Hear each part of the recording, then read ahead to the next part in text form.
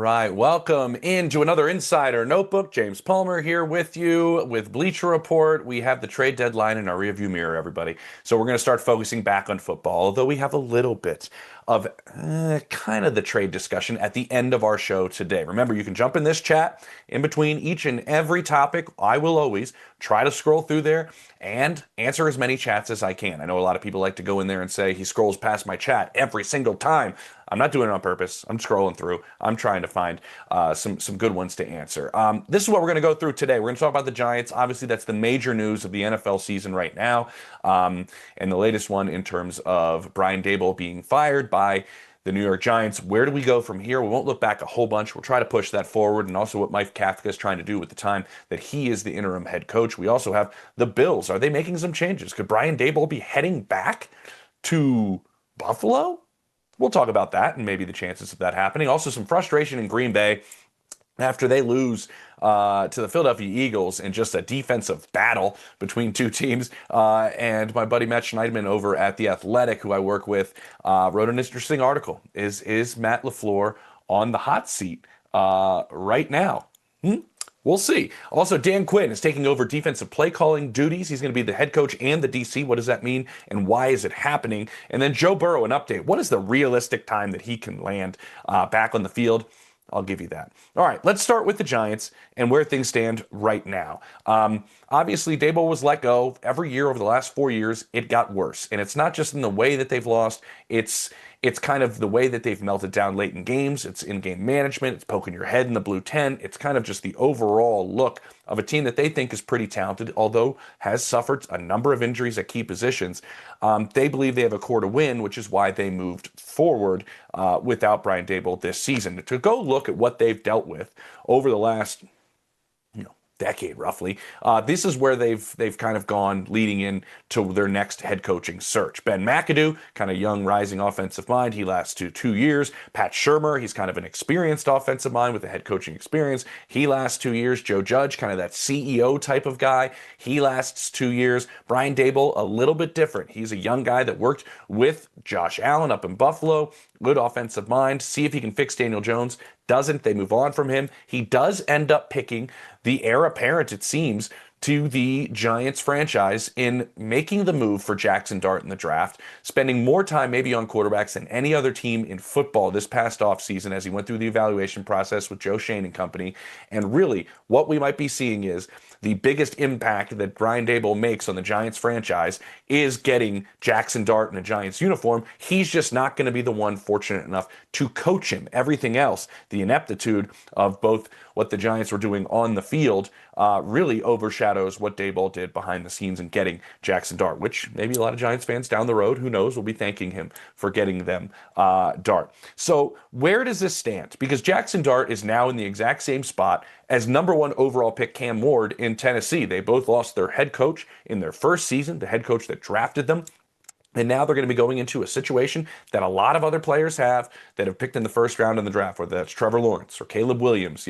All of these guys have gone through a new head coach in your second season. What's different between Cam Ward and Jackson Dart right now? Asking around the league, this is a very desirable opening. And it's for a number of reasons. I think first off, I'll just put it out there. You have the quarterback, right? You have the franchise quarterback under a rookie contract. You have a left tackle in Andrew Thomas who's outstanding. You have a star receiver in Malik Neighbors who will be coming back next year, still on his rookie contract. Your running back, whom Cam Scatterbo will also be coming back from this dislocated ankle next year. He is on his rookie contract. You have a defensive line that's just littered with talent. You have a lot of these pieces together. You need corners. You need more offensive line help. Guess what? That's pretty much the entire NFL. So you're in the same boat as everybody else, but all those other boxes are checked. And the general idea in terms of filling this position, I'm told, is that you need to find someone who can kind of lead this entire organization. More of that kind of leader of men. I know that's said all the time when we're talking about head coaching candidates, but that's really what the Giants are looking for, a different vibe in the building, a different feel for this entire thing. So the process to me is very fascinating because it is going to be John Mara and company, the normal group that's been in part of these searches, but Joe Shane remains He's the general manager who came in with Brian Daboll. They're extremely close. I've interviewed the two of them together. When Brian Daboll actually won Coach of the Year in 2022, I was hosting the 101 Awards with my good friend Laura Rutledge from ESPN. We were hosting that show, and Brian Daboll, everybody who wins, gets to bring somebody to introduce them. He brought Joe Schoen with him, actually, if that shows you kind of their relationship. But Joe Schoen remains. The Giants ownership seems to feel that there's something about this work that Joe Schoen has put in that they'd like to keep him around to help out with this search. My buddy Albert Breer came up with a good kind of nugget that maybe is being overlooked, and that's everything that Schoen has done in the Giants building in terms of changing and modifying and modernizing the way they go about football operations behind the scenes, whether that's their draft room, whether that's building their scouting department system. All of it has been revamped and modernized by Joe Schoen. I know that really made an impact, and so he's going to be part of this search. What I do find interesting, as I said, this is extremely desirable location for head coaching candidates, is you're keeping the general manager. What if one of these candidates that's at the top of your list wants to bring in his own GM? Do things get dicey in the offseason? Remember when Trent Baalke remained last year in Jacksonville? When I made my calls around the league, it was this job is actually a little less desirable down here in Jacksonville because Trent Baalke is staying. He ends up leaving, and they end up landing Liam Cohen, who was pretty high on their list. So does that change later? We'll see. They want Joe Schoen to be part of this. They want him to be part of the search party. Right now he is, and right now he is the general manager. But there are ones where it has worked out. I live in Denver. There's a really good relationship between George Paton and Sean Payton right now. And George was here, and there were rumblings in the beginning when Sean got the job that George Paton would be out. But they have a great working relationship. I think it's early, but Ryan Poles and Ben Johnson seem to have a pretty good working relationship. I know it's early, but it seems like Mike Vrabel and Elliot Wolf have a pretty good working relationship, so it can work. It's just something to keep an eye on. Now, in terms of candidates, that's what we want to get to. In terms of candidates, and Mike Kafka is going to get the first crack at this, really. And he already made a move, essentially, making Jameis Winston the backup quarterback to Jackson Dart. Now, Jackson Dart's in the concussion protocol. We'll see if he can play this week. Probably a long shot. You oftentimes do not play the following week after suffering a concussion. So it looks like Jameis Winston's most likely slated to start this next game. A move already made by Mike Kafka, the offensive coordinator, who's now the interim head coach. Now, this is a guy who has had multiple head coaching interviews in multiple seasons in the past. He was going to have a lateral move last year, an interview for one, but the Giants blocked it. They think very highly of him in this building. He's actually a little bit of the opposite of Brian Daboll, very even-keeled, very level in sense of how he works. And remember, he comes from the Kansas City Chiefs. He was there and played an integral part. I was around the Chiefs a lot during this time in the development of Patrick Mahomes in the beginning of his career in 17 and 18 and 19 and 20. He was there helping Mahomes. I think that turned out pretty well.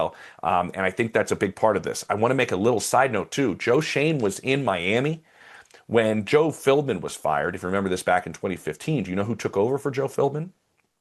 Well, it was Dan Campbell. Dan Campbell took over as the head coach. It was Zach Taylor, the Bengals head coach, on the offensive side of the ball, and Lou Anarumo actually running the defense and calling plays. And Joe Schoen was part of a group that wished they would have given Dan Campbell a better look while he was the interim head coach. Perhaps Mike Kafka does get a more in-depth look while he is running the show there. I'll bet probably a long shot in a lot of people's minds. They are going to take a look at Kafka right now. And that's oftentimes you make a move in season because there's somebody on your staff you want to take a look at, and they will evaluate Mike Kafka as he coaches this team the rest of the way out. There's other candidates. My understanding is look for guys that have ties to the area, ties to the organization. That stuff has mattered in the past to the Giants. They are going to cast a wide net. They're going to look at everything because I don't think there's going to be a whole ton of openings this year. And so I think they do have the ability to look at a lot of different people. But keep an eye, Vance Joseph and Chris Shula and Jeff Hafley and Antonio Pierce, remember he was with the Raiders, won a couple of Super Bowls with the Giants. Davis Webb is a hot name that's not getting talked about a whole lot. He obviously doesn't call plays here with the Denver Broncos, but he is a big part of the development of Bo Nix. A lot of people think very highly of Davis Webb. Obviously played his last year of football as a backup quarterback for the Giants. Lou Anarumo has ties to the area, and his son is actually a scout there. I think they're looking on both sides of the ball. I think Clint Kubiak might be a really hot name during this cycle. I think they're going to look at a leader of men first. 1B is the development of Jackson Dart, and I think the Giants think very quickly they could be like the Broncos or the Patriots in year 2 of their quarterback's career.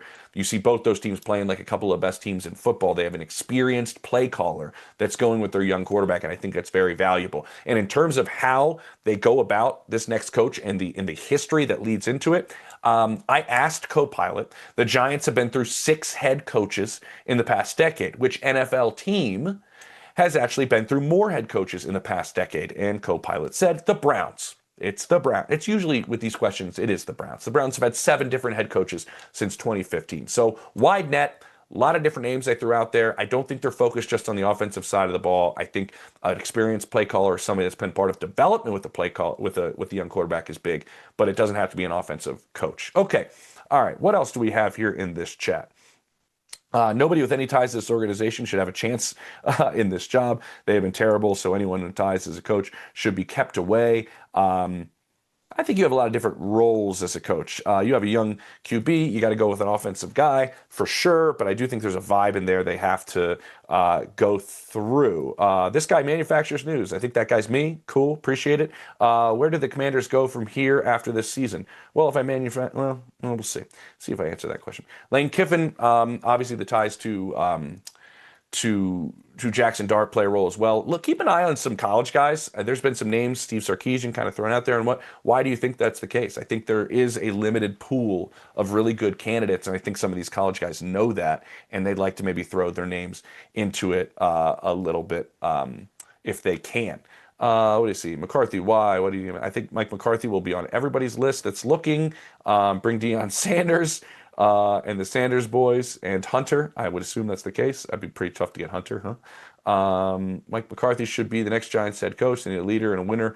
McCarthy fits both those categories. I think in a lot of people's minds that he does. We'll see where he's at on that list. It says, James, what about Mike McCarthy? It's a wide net. I listed a bunch of guys that have ties to the area because that's one of the things that they're looking at. But Mike McCarthy is certainly going to be somebody that they look at. I would think Bill Belichick is somebody that they honestly do maybe make a phone call or have a discussion about. Does he get the job? No. But I don't say no. Who knows? But they will be looking at pretty much everything right now. Giants trade for Stefanski. Somebody kind of said that if Stefanski's out, would he be a runner for the Giants job? He has to lose his job first. I guess you could trade for him. And I'm always curious why more coaches aren't traded for. They're unbelievably valuable. I mean, they mean the world to your organization. Why don't more teams give up picks for coaches if it's possible? I guess coaches probably aren't available that are worthy, but that's to say, never say never. Anyway, we've spent a lot of time on this first one. Let's move on. The Bills, are they making a change? Is Brian Daboll going back to Buffalo? They're 6-3 after this embarrassing loss to the Miami Dolphins. They're second in the AFC East. They're going to have a hard time catching the Patriots. When you look at the next 3 games the Patriots have and then a bye, they very well could be 11-2 before these two teams face off against one another. And I don't think Brian Daboll is going back to the Bills right now. I'll say right now because that's kind of what Sean McDermott said. He was asked about it this week. He said Brian's a great coach. I'm fortunate to see what happened to him at this point. That's not under any type of consideration. Now, the reason everybody's kind of talking about this is in years 3 and 4, with Daboll calling plays, Buffalo and Josh Allen, they had a top 5 offense in points and yards, so they were rolling when he was there. And obviously, there's been some thoughts on how is it working with Joe Brady, and this offense has obviously had some of its issues. I'll say this. The reason it's brought up as well is that this wouldn't be the first time, if it did happen, that somebody makes their way after being fired back to a place they're familiar with. You saw Robert Saleh helping out at practice with the Packers after he was let go with the Jets. You saw a couple of years back during the Super Bowl preparation, Eric Bieniemy rejoined the Kansas City Chiefs and just kind of like helped out with their offense in their preparation for the Super Bowl. After Vic Fangio was fired a number of years back before he actually went to Philadelphia, he helped out the Eagles on the offensive side of the ball. So coaches that are fired do go back to places they're familiar with and help out. We'll see if that's something that ends up happening. Right now, it doesn't appear to be what's happening, and I would doubt that right now the consideration is you get rid of Joe Brady and you bring in Brian Daboll midseason. You are 6-3. You do have some good things going, but there are some aspects of this offense where your leading receiver, your leading target is essentially Dalton Kincaid. They need to get leads early to run the football with James Cook. That didn't happen this past week. They're very poor against the run. They were actually really looking for defensive line help in the trade market. With Ed Oliver being out, I know everybody was talking about number 1 receiver on the outside. They need somebody on the boundary. Certainly true. And they looked at receivers. They looked at Shaheed. They looked at Myers. They looked at Waddle. They looked at a lot of receivers to potentially try to land one. They were very aggressive trying to make it happen. But I think on the defensive side of the ball, they were trying to make a move there, and that might have been better because they can't stop the run. So that has nothing to do with Brian Daboll. That has to do with what's happening with this team. All right. What else do we got here? Who is this? Who's this guys? Plural, LOL. Cool. Cliff Kingsbury, next Giants head coach. We'll see. He was very selective last cycle. I think he would have had interest in the Cowboys if they would have shown more interest in him. I do know he's very happy in Washington working with Jaden Daniels. Obviously, this season very different than the rookie season, but I know he's been kind of waiting for, if he does take a head coaching job, the right perfect head coaching job. We'll see if this is one that we thought. You're doing an excellent job. This is like weird. Some people hate me today. Some people say I'm doing an excellent job. Thoroughly impressed. It makes me feel kind of good. Good question. What about Marcus Freeman from Notre Dame? That's a name that's definitely come up. I mentioned that there's some college guys that might be dabbling in if the NFL is interested in them. Marcus Freeman would be one of them. Lane Kiffin would be one of them. Steve Sarkisian would be one of them. Marcus checks that box of just running a building, leading a room, CEO, change the vibe, that whole thing. I think that's somebody that you would certainly look at if you look at the quality of coach. Let's get to frustration in Green Bay right now. Is there frustration in Green Bay right now? I think that's a fascinating one because Matt Schneidman, my buddy over at The Athletic, wrote an article, is Matt LaFleur coaching for his job? Now, this is a really good offensive mind. This is a really good head coach. But right now, I understand why people are making the evaluation. They had won 66 straight home games when they were allowing 10 or fewer points, including the playoffs. 66 straight. That snapped in this loss to the Eagles. Just to let you know, the last time that happened, Jim Harbaugh was the quarterback for the Bears, and Mike Ditka was the head coach the last time they lost a game at home, giving up that few of points. And so why the question about Matt LaFleur? It's for two main reasons. One, it's the contract situation. Right now, him and Brian Gutekunst, the general manager, they are both entering after this season. 2026 will be the last year of their contract. When Ed Policy got the new president job, Ed did not give either one of them a new contract. He is going to evaluate that after this season. You don't go into the last year of guys' contracts, go into and have them coach the final year of their contract, lame duck type of year. So a decision will be made this offseason. The reason this is being brought up is, well, they went all in before this season started. They made moves that are out of the ordinary for them. They broke precedent as an organization. They went and drafted a receiver in the first round to push them over the hump. They made a massive trade for Micah Parsons to push them over the hump. And they thought they were a player away, a closer, if you will, from being a team that could be a Super Bowl contender. With all of that and the contract aspect of it, they sit in the 7th seed in the NFC, the exact same place they were each of the last 2 seasons. So you get why some people have some frustration there about the way things are happening. The offense has been a concern. It's been kind of up and down. Have they stuck with the run? They're not entirely sure. With Tucker Kraft going out, who's the go-to guy within the offense? That's a problem as well. So they've had these issues as a team, and they thought the moves they made would put them over the hump and they'd be better. Defensively, they're playing very, very good. But the offense has been kind of up and down. Obviously, that's Matt LaFleur's baby. Does the blame fall on Love? Does the blame fall on Matt LaFleur? All of this is getting evaluated right now because the team is not where they thought it would be, and the contract is exactly where I just described it.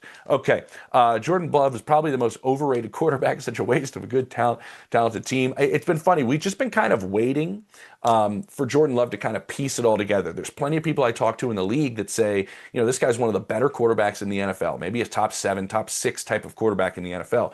But then you don't see it on a consistent basis in the way this offense operates. So it's been kind of frustrating for a lot of people that think he's going to take that jump. Where does the blame fall? We'll see where that is. Is Bo Nix actually buns? Buns. I put a tweet out today, actually. I'll just a little sidebar on Bo Nix real quick. Bo Nix in the fourth quarter, second most yards of any player, total yards of any player in the fourth quarter, more touchdowns than anybody in the fourth quarter, more first downs than anybody in the fourth quarter. It's just remarkable what he does in the fourth quarter. The other 3, only Dylan Gabriel throws for fewer yards per attempt in the first 3 quarters. Only Cam Ward has a lower completion percentage than Bo Nix through the first 3 quarters, which is at like 59% for Nix and 54% for Cam Ward. And only Geno Smith and Justin Herbert throw more interceptions in the first 3 quarters. It's been wild to watch Bo Nix play, but what a game we got on tap coming up. I believe that for a while too, but this seems I'm turning the corner and it's time to move on from T-Law. It's been interesting. It's been head coach after head coach, and who can get the most out of Trevor Lawrence. You saw that first year with Doug Peterson, where it seemed like it was connecting, and then it went backwards. I think we're starting to understand that Trevor is the player that we're seeing. That's who he is. He has the ability to make some incredible plays. He has the ability to make some wow plays. Missing too many of the layups or the kind of gimmies that are there. And the balls you got to complete with the accuracy. Those things are kind of there, and they're just. It seems to be the case. Contract wise, I'm not sure how you move on right now, but Trevor Lawrence in Pittsburgh would be fun. Is Bryce Young? Why is Bryce Young so mediocre? Asking around, I hate to say this because he's a former number one overall pick. I think this is what he is. I think you need a good run game. I think you need a good defense. I think he'll make some plays for you. I think he has a little bit trouble seeing it. I just think this is the player that I think Bryce Young is. At least that's the perception that a lot of people around the league think. Could he be a good NFL quarterback? Yeah. You don't want that when you made the number one overall pick to Bryce Young. But I think this is kind of what he is in a lot of eyes of people around the league. Would you recommend Jared Goff or Baker Mayfield for the rest of the fantasy season? Ooh, Jared Goff's humming, man. And now Dan Campbell took over play calling. How about that? Big change. That the big Dan takes over the play calling up there. He's a big part of the offense and the way it's put together, but now he's kind of running the show. Baker still got everybody so banged up. That's been kind of an issue down there. Bo Nick's been proving himself since Auburn. I like Bo. I think he's a good player. I just think he needs to get better. What are you expecting from the Cowboys Monday night? I think everybody's kind of looking at that. It almost seems like too little, too late. But I think obviously we know that this offense can seriously put up some points. How quickly can this change with Quinnen Williams in there and with Logan Wilson in there? I do think this offense operates better if you've looked at its history with Matt Eberflus. When there's really good defensive tackle play, the offense actually operates really well. Honestly, better than if he has elite edge rusher play. It's actually different in that sense. Let's get to Dan Quinn because I'm kind of like moving a little slow here answering some of your questions, and I apologize for that. Let me scroll through my notes here. So he's going to take over defensive play calling. It's got to be painful to do that to your good buddy Joe Witt, who you've been with a bunch. You were together in Dallas, and just he's tried a lot of different things before he made this move to take over the play calling on defense. He kind of simplified some of the play calling. He tried to change the practices and focus more on physicality and creating takeaways in practice and going through some certain drills for that.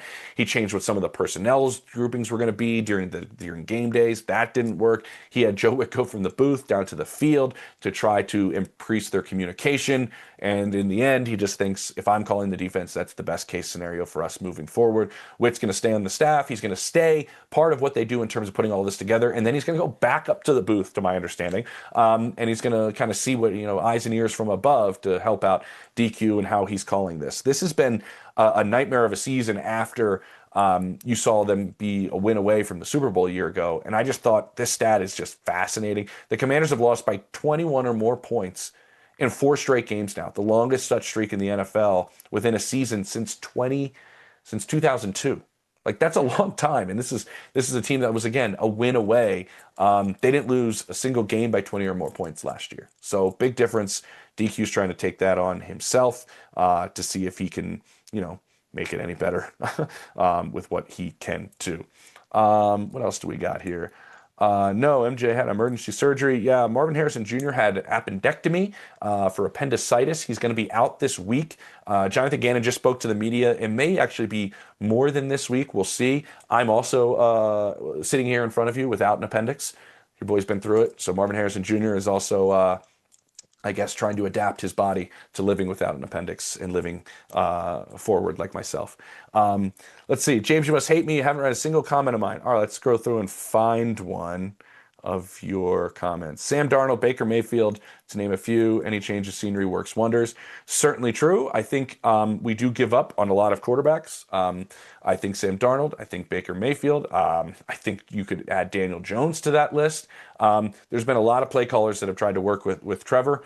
We'll see what ends up happening with him. I think some teams are curious about Kyler Murray right now. If a change of scenery for Kyler is best, I'm not sure. We'll see. But yeah, I read I read it. I got it.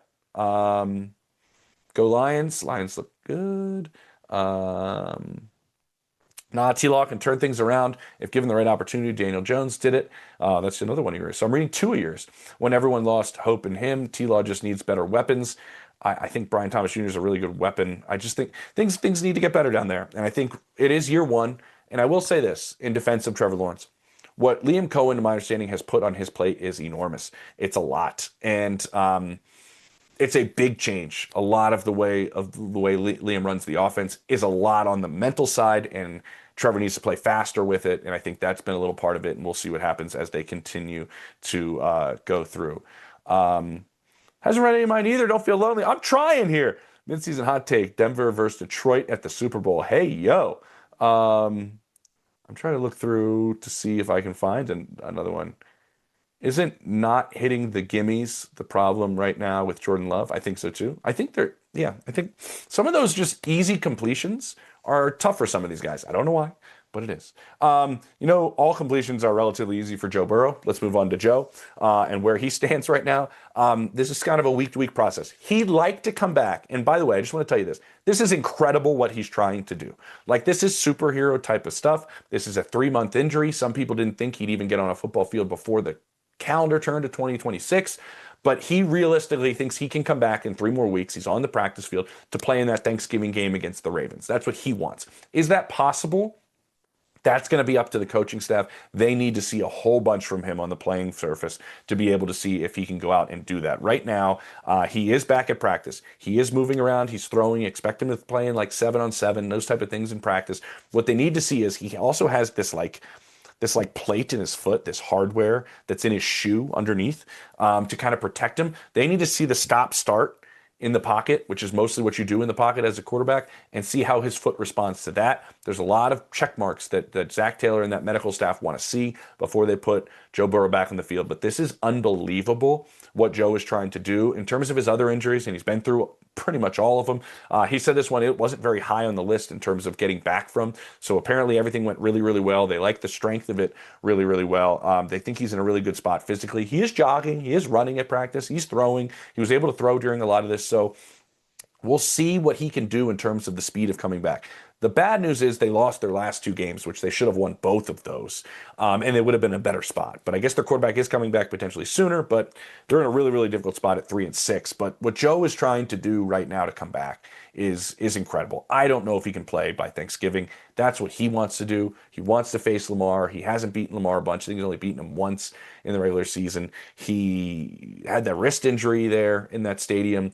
He went all over the field with Jamar Chase in the past, and they lost on a 2-point conversion. Like, he'd like to play at M&T Bank Stadium and like to play in that game, but we'll see if it's actually possible. What else do we got here? I feel bad for Burrow. Dude goes out there and gives his all consistently and gets let down by his O-line. The guy is incredible.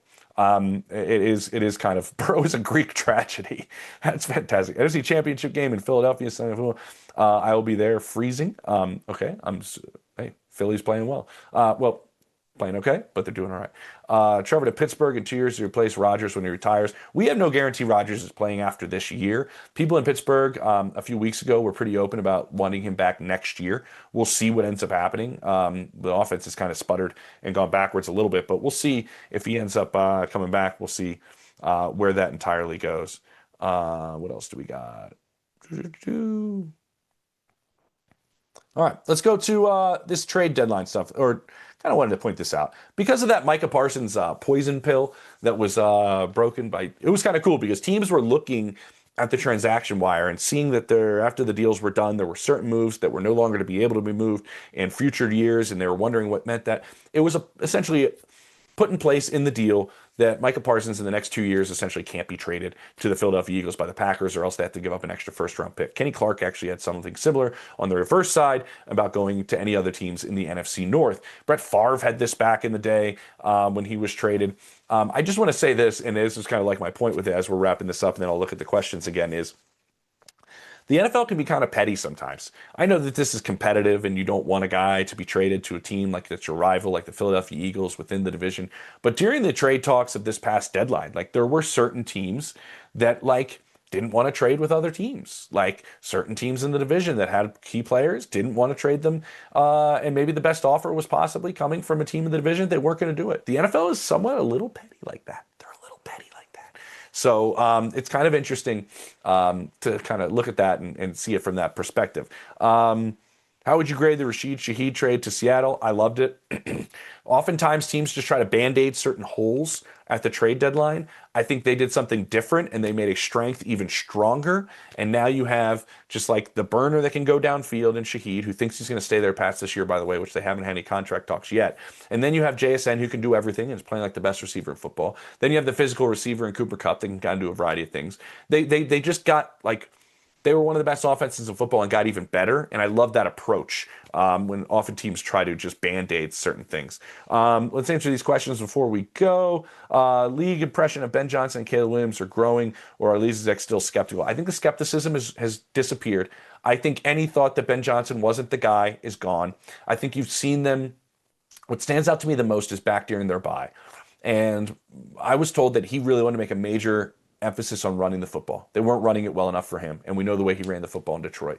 And he really just yelled it from the rooftop at every meeting, at everything during the bye week. And what have they done since? Like, they responded and they're running the football great. I think the defense is a little suspect, but they're playing better for sure. I think you're seeing Caleb Williams starting to learn a lot about what Ben Johnson wants from him. And Ben's learning that some of this fourth quarter magic, this it factor that he has a little bit to create things, he needs to work with that as well. And I think this is something that's actually growing really, really well. And teams are sold that Ben Johnson is a head coach. I'll say that, certainly. Bengals took Chase over Sewell. Mistake. I mean, he just won the Triple Crown last year. You could ask anybody, and they probably say he's the best receiver in football. So I don't think it's a mistake. James, who's the front runner for Coach of the Year? Ooh, I think Shane Steichen is up there for sure. When you look at this team and where they were a year ago, and Daniel Jones is a big part of that, but I think Shane's done an outstanding job. I think with all the injuries, I think Kyle's in the mix too, with everything that's happened with San Francisco, and what's gone on there. I'm trying to think of who else is. I think Vrabel certainly has to be in the mix. Vrabel could win it, honestly. If you look at what they've done in a year, they won 4 games last year. They're 8-2. There's a very good chance when they head into their Week 14 bye, they're 11-2. Their defense is playing really well. Their offense, obviously, Drake May's playing like an MVP. I think you could say Vrabel is maybe the coach of the year right now with what he's been able to go out and turn around as quickly as he's done it. What else do we got? They immediately went to a Super Bowl, but Burrow has missed the last 2 seasons. Yep, that's exactly right. Reverting back to the Giants, what do you think? It was fair to like Daboll go this early. It's a shame because they kept him and they said, "Hey, let's see what you can do with your quarterback." And he picked his quarterback, and it looks like he picked the right quarterback. And I do think there was a fantastic relationship between Daboll and Jackson Dart, like a true love affair there between 2 guys that wanted to work together. So I think that's a difficult aspect of it, but I just think there were some other things that were going on in terms of being the head coach that were just lacking in what the Giants are doing. I wish Dabes would have had a longer runway, work with Dart, but that's just kind of the way it felt. Also, who would you put as the front runner for the Giants job? I don't know if there's a front runner. I think they're going to have their pick of the candidate. I think that's essentially it. There might only be like 4 openings this year. Answered that one. Okay. I think we answered a lot of these. We went 3 minutes longer. Appreciate the insults. Appreciate the compliments. But this was fun. We're back to talking football. Not as much trade speculation, but I enjoyed it. I'll be back Wednesday, noon to noon Eastern, with another Insider Notebook here on Bleacher Report. Enjoy your weekend of football starting tomorrow. We got some monsters this week. I mean, Seahawks, Rams, Chiefs, Broncos. Whoa, the Eagles, Lions. Man, we got some good ones. Is Eagles Lions Sunday Night Football? I think, right? Philly needs to play better offensively for sure, but I do think that Jalen Phillips trade, talking to people there, they're just over the moon about what that did to their defensive front, and we saw it against Green Bay. We'll see. Okay, all right, everybody, take her easy.